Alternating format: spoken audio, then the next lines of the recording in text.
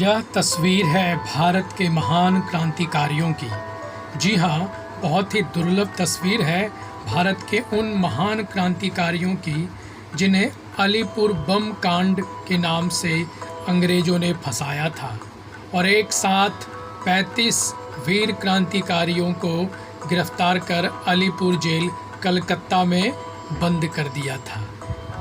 ये वही 35 शूरवीर क्रांतिकारी हैं जिन्होंने अंग्रेज़ों की सत्ता को चुनौती दी थी और अंग्रेज़ इतने घबराए कि धरपकड़ करने लग गए। ये उन 35 भारत के शूरवीर क्रांतिकारियों की तस्वीरें हैं।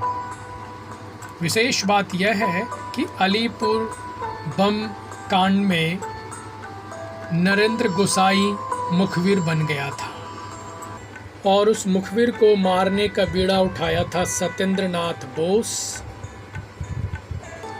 और कन्हई लाल दत्त। इन दोनों क्रांतिकारियों ने उस गद्दार नरेंद्र गोसाई को, जो अंग्रेज़ों का मुखबिर बन गया था और क्रांतिकारियों का भेद अंग्रेज़ों को दे रहा था, बहुत ही शानदार रणनीति बनाई इन दोनों क्रांतिकारियों ने उस गद्दार को मारने के लिए।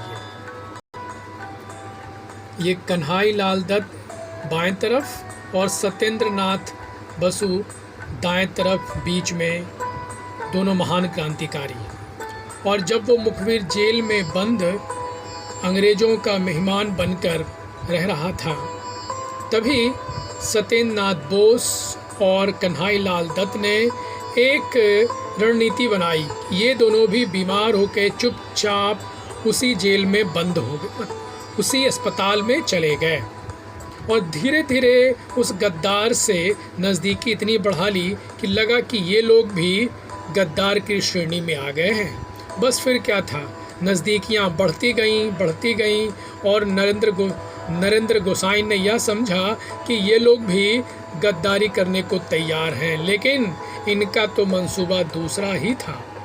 एक दिन मौका पाकर बाहर से खाने में पिस्तौल आ गई और जब हवालात के अंदर ही बैठे थे ये लोग, तो वहीं से गोलियों की धाएं धाएं की आवाज़ आनी शुरू हो गई और वो नरेंद्र गोसाई भागा।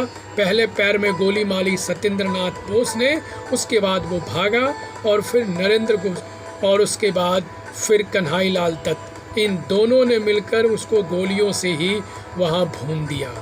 अंग्रेज़ सरकार भौचक्की रह गई कि इतनी ज़ोर ज़बरदस्ती के बाद भी हम क्रांतिकारियों से कुछ उगलवा नहीं पाए और ये दोनों क्रांतिकारी हंसते हंसते फांसी पे चढ़ गए। और दोनों ही 20 से 20 साल के कन्हई दत्त और करीब 25 साल के सत्येंद्र बसु। ऐसे महान शूरवीर क्रांतिकारियों को शत शत नमन।